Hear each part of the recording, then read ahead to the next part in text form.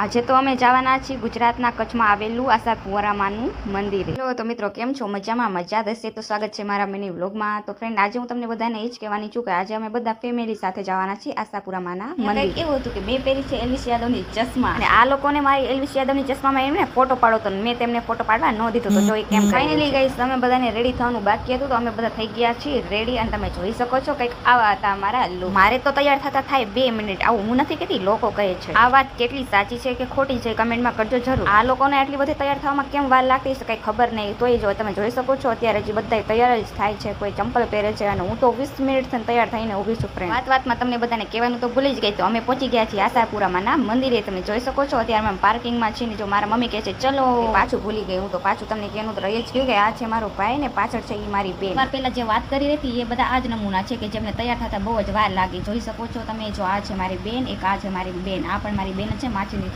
છોકરી છે. અને હું તો બધા 20 મિનિટ પહેલા જ તૈયાર થઈને ઊભી હતી ને અત્યારે અમે નીકળી ગયા છીએ આશાપુરામાના મંદિર. ફાઇનલી ગાઈસ તમે બધા પહોંચી ચૂક્યા છીએ આશાપુરામાના મંદિરે. તમે જોઈ શકો છો આ છે તેમનો ગેટ છે, અહીંથી જવાનું. એન્ડ અત્યારે તો ભીડ ઓછી છે એટલા માટે આપણે ખાલી આટલા જ લોકો દેખાય છે, નકર તો અહીંયા બધે જગ્યા બહુ જ ફૂલ હોય છે ગાઈસ. મિત્રો, હું તો અહીંયા ફર્સ્ટ વાર આવી છું. તમે જો કોઈ અહીંયા આવ્યા હોય તો મને કમેન્ટમાં કહેજો જરૂર કે અમે પણ અહીંયા આવી ચૂક્યા છીએ. હું તો પહેલી વાર જ આવી છું. એવું કહેવાય છે કે અહીંયા આવવાથી તમારા મનની જે કાંઈ પણ આશા હોય તેમાં આશાપુરામાં પૂર્ણ કરે છે. તો તમે ગાઈસ આવો અને એકવાર જરૂર ને જરૂર આવો, કેમ કે તમારી પણ આશા તો મારી જેમ હશે તો ખરા જ છે. તો અહીંયા આવવાથી તમારી બધી જ ઈચ્છા પૂરી કરે આશાપુરા. અહીંયા આગળ લોકેશન પણ બહુ મસ્ત જોરદાર હતું. તમે જો કોઈ ઇન્સ્ટાગ્રામ વાપરતા હોય, ઇન્સ્ટાગ્રામ રીલ્સ બનાવતા હોય તો આ ત્યાં માટે ખૂબ જ સરસ લોકેશન છે. અને આવી ગયું છે ફાઇનલી આપણું મંદિર. તમે જોઈ શકો છો. હું તો બહારથી જ તેમનો રીલ્સ ને વિડીયો શૂટિંગ કરતી હતી કે વાવ બહુ મસ્ત છે. અહીંયા કારણે બહુ મજા આવે, તમને સુકૂન મળે, અલગ જ વાઇબ્સ તમને આવે.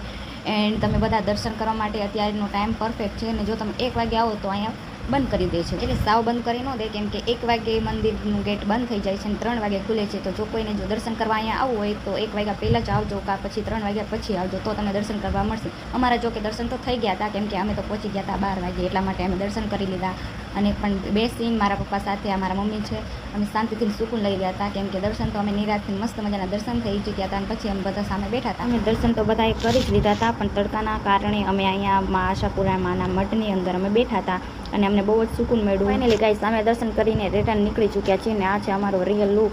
અને કંઈક અમે રિયલ લુકમાં આવા લાગીએ છીએ ને આ છે પેટ્રોલ પંપ. ને કેવો લાગ્યો મારો મિની વ્લોગ? જો મારા મિની વ્લોગ જોવા માંગતા હોય તો મારા ચેનલને સબસ્ક્રાઈબ કરવો. મળીએ નેક્સ્ટ વ્લોગમાં. Bye bye.